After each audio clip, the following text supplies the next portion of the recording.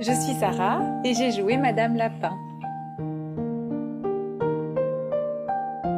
Sarah, c'était Miss Pile électrique qui, au casting, elle sautait tellement haut qu'on s'est dit ça ne sait être que le lapin.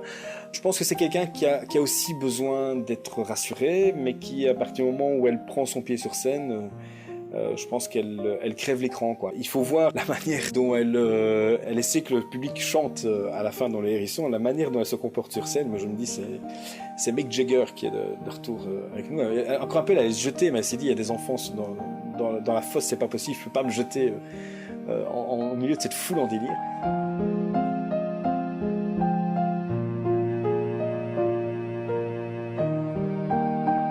J'ai fait du théâtre depuis que je suis toute petite. J'ai suivi mon papa qui était metteur en scène et qui faisait des théâtres lui-même. Et après, j'ai été au théâtre universitaire à Liège et j'ai fait une comédie musicale. J'ai fait 2 ans de solfège, ça compte. Comment, qu'est-ce que c'est? À votre avis, c'est quoi? Des aiguilles? Exactement, mon vieux.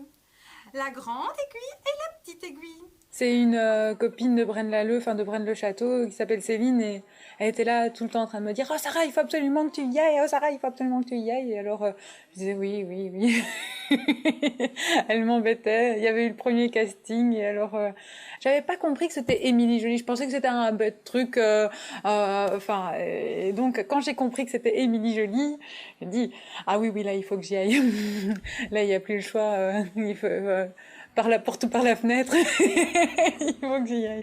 J'ai vraiment été avec toute ma naïveté, avec tout, parce que enfin, c'était des chansons hyper difficiles et je m'en foutais, il fallait absolument que... je ne voulais pas avoir de regrets, je voulais y aller et je me dis, ben, si ça va, ça va, si ça va pas, ben, j'aurais essayé. Et alors j'étais contente d'avoir été prise pour mon enthousiasme et pourquoi? Parce que je ne savais pas rester en place. Chaque jour je répète pour être une vente, la première autruche sous les feux de la rampe. Je garde l'espoir d'être un jour une star, changer ma vie en fait en faisant des claquettes, claquettes. Le plus difficile ça a été la chanson avec les pas, enfin avec les mouvements à faire. Oui, de pouvoir me concentrer pendant que je jouais. Ça, dur. Quand on venait ici pour répéter, ça c'était très impressionnant parce qu'il y avait des dizaines de personnes que je n'avais jamais vues et il fallait chanter devant ces dizaines de personnes. J'étais absolument pas sûre de moi du tout. Alors c'était vraiment impressionnant. Je venais ici, j'étais dans un autre monde et je me disais, je me lâche, enfin, surtout sur la scène, surtout avec le théâtre. Ici, j'étais beaucoup plus technique, il fallait absolument que je me concentre, que je sois, que je n'ai pas mon esprit ailleurs, il fallait que je sois droite, surtout pour la chanson. Sinon, le théâtre, enfin, il fallait juste que je m'éclate. Et il fallait juste que je fasse ce que j'essaye de faire tout le temps, c'est de donner du bonheur aux gens. Et j'ai adoré ce rôle parce que c'était pile poil pour moi. On avait des petits trucs pour avoir de l'énergie, mais on essayait de chercher chez l'un ou chez l'autre. Mais moi, j'avais réussi, j'ai retrouvé chez le Caillou, de trouver des exercices d'énergie pour juste avant le spectacle, eh bien, se donner vraiment la pêche et alors tout donner.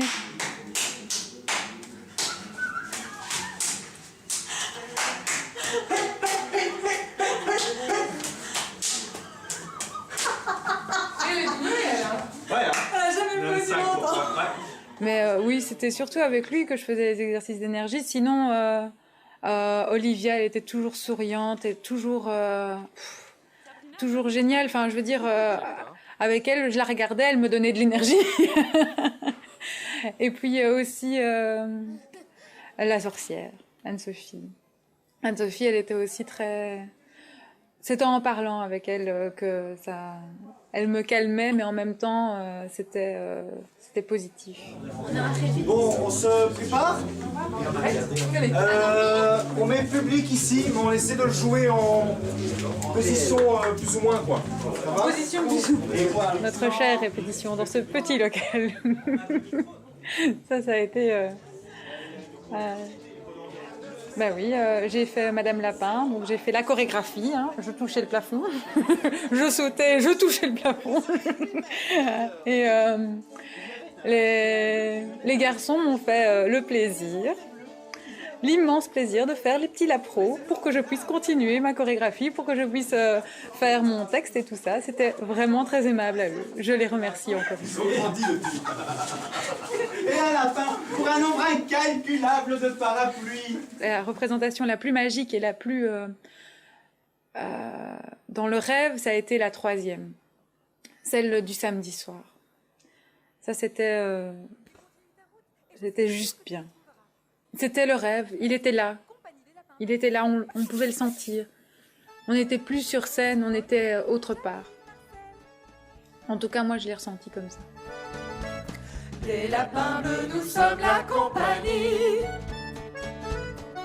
Très vite on est venu chercher les parapluies. Il y en a de toutes les couleurs. Pour nous ce sera le bonheur. Jetons nos mouchoirs aux orties et merci Émile.